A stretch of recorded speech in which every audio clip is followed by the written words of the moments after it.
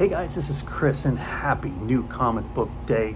Today I went to 4 different comic shops. I'll explain why in a minute, but I hope you guys had a good new comic book day and you picked up a bunch of goodies. Let's get started. As of course, I like to start off with The Walking Dead Deluxe. I'm a big fan of The Walking Dead if you follow my channel. This is The Walking Dead number 47 and this is the Finch variant. The battle at the prison is well underway. Very, very cool there. Next up is the Charlie Adlard variant. Very, very cool. And next up is the Rivera variant.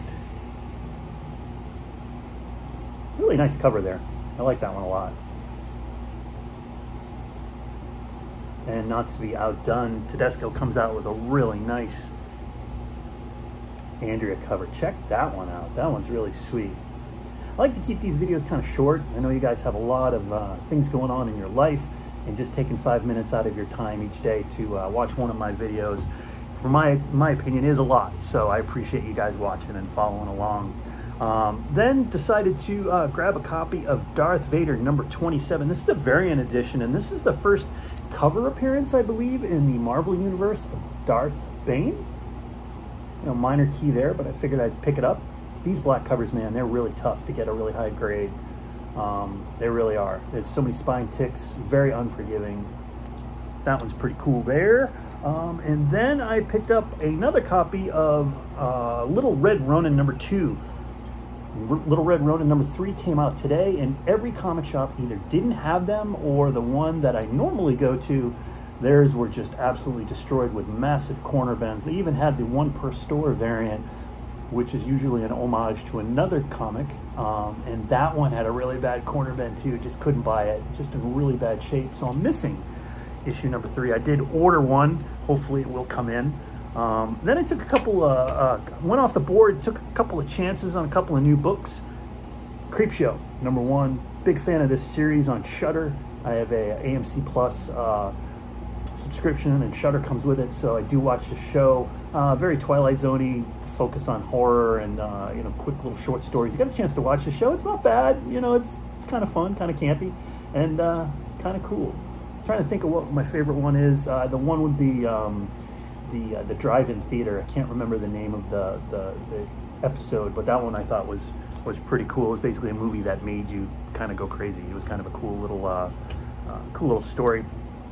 Next up is Batman, One Bad Day, Two-Face number 1. I believe they're doing a bunch of these, sort of an homage to Killing Joke. They did one on the Riddler, and now here's Two-Face as well. Hopefully they'll do a lot more of these. Very cool. Sorry about the glare. That one's a little bit more expensive, so that one's square bound. So when you get to the register, that might cost you a little bit. R.L. Stine's got a brand new comic out called Stuff of Nightmares by Boom Studios. I believe this is going to be a 4-issue miniseries, but you know, the Goosebumps author here has got a new comic out. There was a whole bunch of variants for this on the shelf. Haven't read it yet, so I can't tell you whether it's good or bad, but kind of a cool cover there.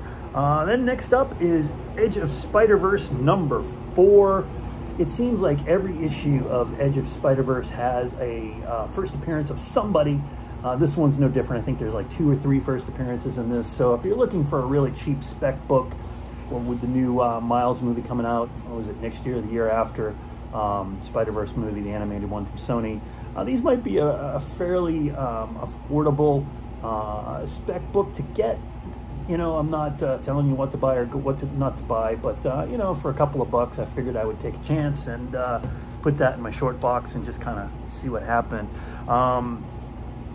Over at Image, Donny Cates has got a brand new series. I haven't read this one yet, but I really want to because it looks kind of cool. It's called Vanish number 1.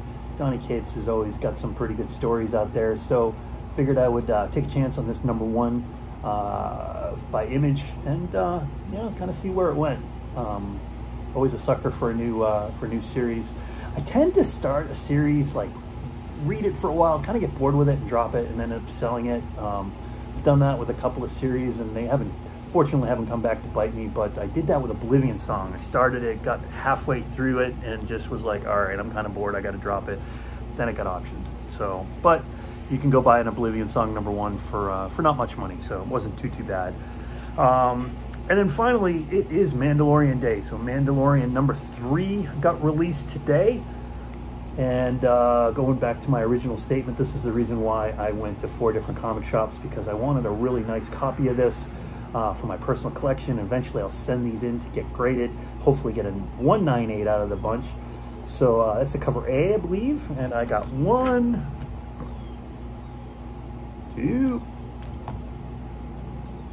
3, and 4 of those.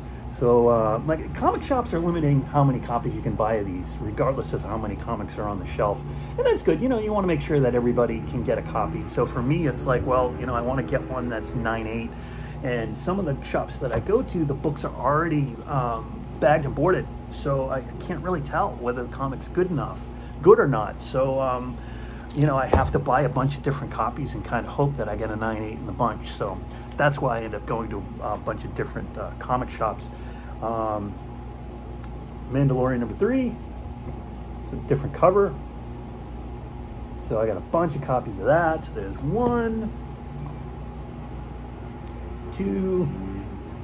So what I'll do is you know, if they're already bagged and boarded, I'll just go through the stack and try to find one that I think is, you know, 9.8 worthy, but you never know, because you can't see what's on the back. So, you know, I've more than my fair share of times I've opened up a bag and a board, gotten it home to inspect it, to send it off to CGC, and it's just been a disaster. So you can't tell from the front. Sometimes you've got to look through the book and look at the back and hope you get a good one. Honestly, sometimes it's just better and cheaper and easier just to buy a graded book.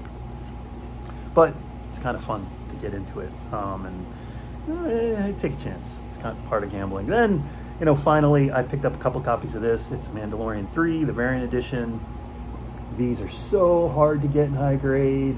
9 times out of 10, I won't buy these. I'll just try to buy one that's already graded, just because of the black covers. Spine ticks unforgiving. You could color up possibly on the back. I picked up that one. And finally, I picked up another copy. So you can tell at those 4 shops, either they didn't have good enough copies for me to get one of each, because that was really the plan, is to get one of each of these, and then you know, have 4 to choose from and send my best one in to get graded and see what happens. And shops didn't have them. That's it, guys. Whole bunch of books today. Really appreciate you watching. Hope you're having a great day, staying safe. Until next time, see you later. Have a great day. Bye.